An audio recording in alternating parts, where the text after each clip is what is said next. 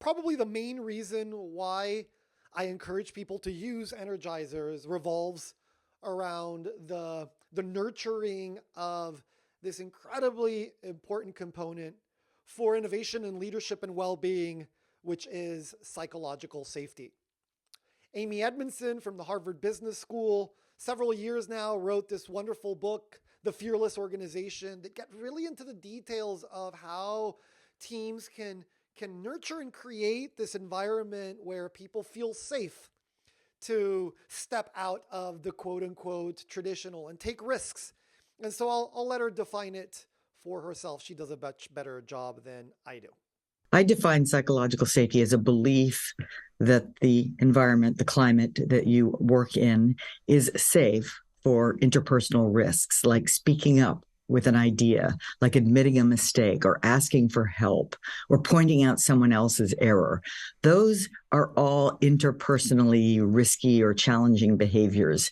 Those are the kinds of behaviors that people feel an intuitive risk that they might make people not like them or reject them in some way.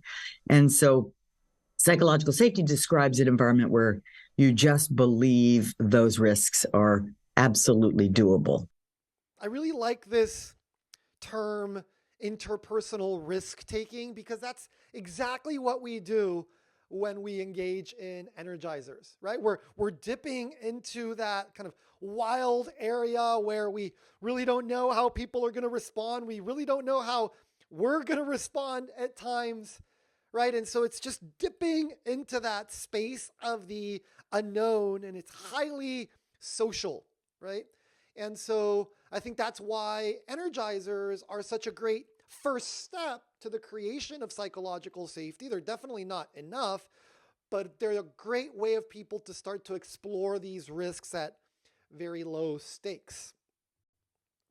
So Google was an organization that several years ago took psychological safety very, very seriously, because during a massive research project that they were doing called the Aristotle Project, where they invested millions of dollars and spent several years really digging into why certain teams at Google thrived and others didn't, they ended up recognizing that it was the teams that were able to establish the necessary psychological safety that were the ones that really took off, particularly when tackling difficult, thorny, creative tasks. And this quote, particularly from this beautiful article that I'll encourage you to read from the New York Times Magazine, is really telling, because it links again this concept of human vulnerability as the primary kind of way that we feel into interpersonal risk-taking, right? Showing of ourselves, being raw more and more gradually is the glue that helps us operate at really effective levels. And they say the team members feel safe to take risks and be vulnerable in front of each other. A great way to describe psychological safety. And so if we think about this through energizers, the following one is a very good and simple example.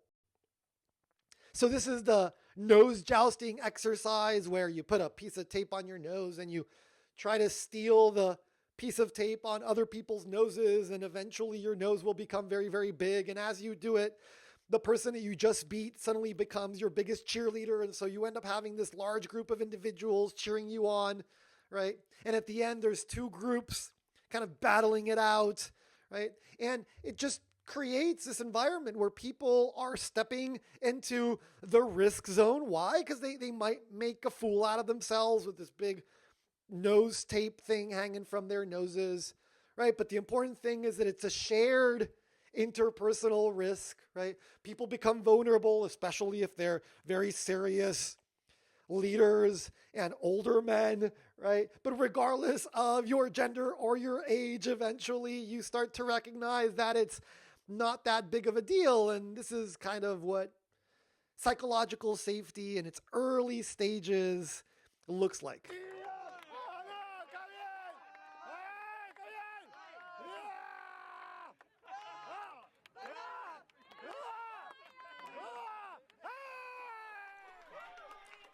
Right? Such a simple way of saying, hey, it's okay to be silly. It's okay to approach our serious academic class in a more lighthearted fashion.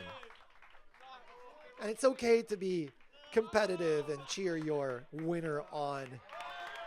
And it's okay to laugh and to tap into your childhood spirits. And it's done collectively in a highly socialized fashion. Everyone's involved some way or another.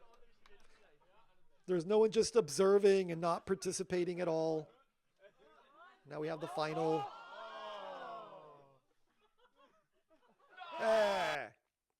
And again, this might look simple, but simply from experience, I start to notice how people start to get more and more comfortable with one another, stepping outside of that traditional comfort zone that we all experience in universities and in prestigious corporations and in all kinds of environments where we feel that we are restricted. And through these very simple exercises, we start to liberate ourselves into the space that Amy Edmondson talks about of being willing to take those risks through psychological safety.